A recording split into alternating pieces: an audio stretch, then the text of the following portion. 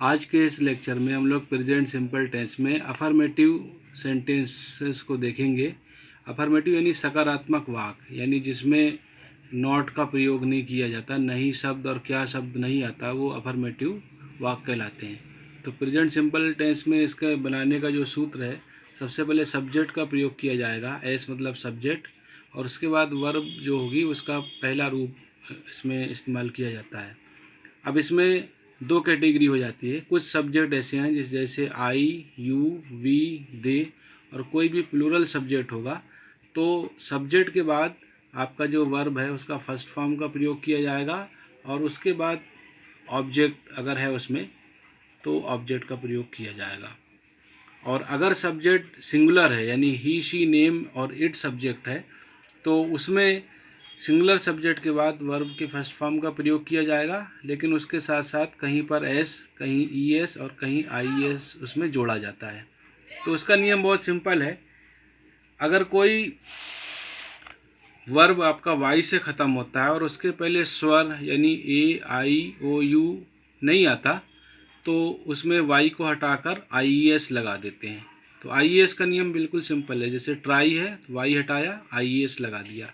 Cry है, Y हटाया, I S लगा दिया। लेकिन अगर कोई वर्ब वाई से ख़त्म हो रहा है, उसके पहले स्वर है, देखिए उसके पहले ए आ गया, तो फिर उसमें हम एस ही लगाते हैं, आई एस नहीं लगाते हैं।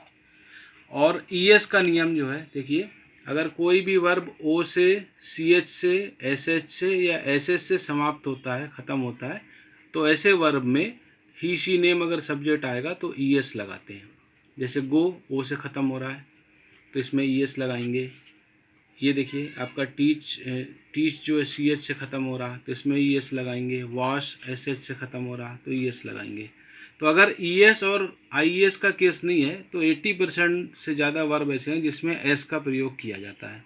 तो हमको बस ये ध्यान रखना है कि अगर हमारा सब्जेक्ट ही, शी, नेम है, अगर ही है, शी है, नेम है, तो उसमें जो है कहीं पर ई एस, कहीं पर आई एस और कहीं ज़्यादातर जगह एस का प्रयोग किया जाता है। अब आइए हम लोग इसमें सेंटेंस देख लेते हैं। पहले वो सेंटेंस है जहाँ पर एस ई एस का प्रयोग नहीं होता। जैसे मैं रोज़ कॉलेज जाता हूँ, आई, तो आई के साथ एस ई एस नहीं लगता, तो क्या हो जाएगा, आई गो टू कॉलेज डेली। यहाँ ध्यान दीजिए, आई के साथ यहाँ पर एम नहीं आएगा। प्रेजेंट सिंपल टेंस में जो आमतौर पे गलती करते हैं लोग, इजेमार का प्रयोग कर देते हैं, जबकि इजेमार का प्रयोग नहीं होता इसमें। नेक्स्ट है हम लोग सच बोलते हैं, तो हम या हम लोग के लिए वी, और सच बोलने के लिए speak the truth, we speak the truth, हम लोग सच बोलते हैं। नेक्स्ट है वे लोग मुझे जानते हैं, तो वे लोग के लिए क्या आ जाएगा, दे, और जानने के लिए नो, तो दे नो मुझे, मी, दे नो मी। गरीब लोग काम करते हैं, तो गरीब लोग के लिए क्या आता है, द पुअर, सब्जेक्ट है द पुअर, और काम करने के लिए वर्ब होता है वर्क, तो द पुअर वर्क, गरीब लोग काम करते हैं।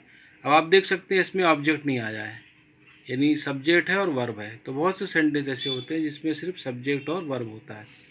अधिकांश लोग हिंदी बोलते हैं, अब ये स्पेशल सब्जेक्ट है अधिकांश, इसके लिए इस्तेमाल होता है most of the, most of the, लोग के लिए people, most of the people speak Hindi, अधिकांश लोग हिंदी बोलते हैं। अब ये मोस्ट ऑफ द के साथ और भी बना सकते हैं, अधिकांश शिक्षक, मोस्ट ऑफ द टीचर्स, अधिकांश doctor, most of the doctors, अधिकांश विद्यार्थी, मोस्ट ऑफ द स्टूडेंट्स। इस तरह से सब्जेक्ट हम बना सकते हैं। वह अंग्रेजी जानती है, अब ये सिंगुलर सब्जेक्ट आ रहा है यहाँ पर, देखिए शी का प्रयोग किया, तो वह अंग्रेजी जानती है, तो जानने के लिए है नो, और इसमें क्या लग जाएगा, s, she knows English. S क्यों लगाया, क्योंकि ना तो ये आई एस का केस है ना ई एस का केस है, तो आप ज़्यादातर जगह एस का प्रयोग ही होता है। मोहन गणित पढ़ाता है, तो सब्जेक्ट क्या है, मोहन, मोहन। अब यहाँ पढ़ाने के लिए क्या है, टीच।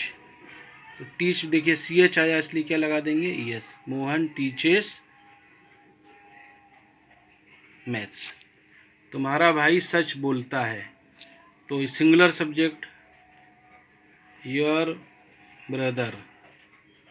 सच बोलने के लिए क्या है, speak the truth. Speak the truth, तो यहाँ ऐसा आ जाएगा स्पीक्स द ट्रूथ। रानी गणित पढ़ाती है, यहाँ भी सिंगुलर सब्जेक्ट है रानी। पढ़ाने के लिए क्या है, टीच, तो यहाँ पर ES का प्रयोग होगा। टीचेस, रानी अंग्रेज़ी पढ़ाती है, रानी टीचेस इंग्लिश। तुम्हारी बहन गरीबों की मदद करती है, तो सब्जेक्ट है योर सिस्टर, ये भी सिंगुलर सब्जेक्ट है। तो मदद करने के लिए क्या है, हेल्प, तो S लग जाएगा। Your sister helps the poor. तो यहाँ पर देखिए कि अगर ही शी नेम वाले सब्जेक्ट हैं तभी SES का प्रयोग किया जाएगा। अगर ये ही शी नेम वाले सब्जेक्ट नहीं है तो अगर मैं यहाँ पर एक सेंटेंस लिखता हूँ आई टीच, तो इसकी मीनिंग होगी आई टीच मैथ्स, मैं गणित पढ़ाता हूँ। तो यहाँ कुछ नहीं लगाएंगे क्योंकि आई के साथ SES नहीं लगता। टीच है, CH से ख़त्म भी हुआ है, लेकिन इसके साथ नहीं लगाया जाएगा। जब ही शी नेम के साथ ये टीच वर्ब इस्तेमाल होगा तो उसके साथ ES लगाया जाएगा। बाकी नेक्स्ट लेक्चर में हम लोग आगे का इसमें देखेंगे।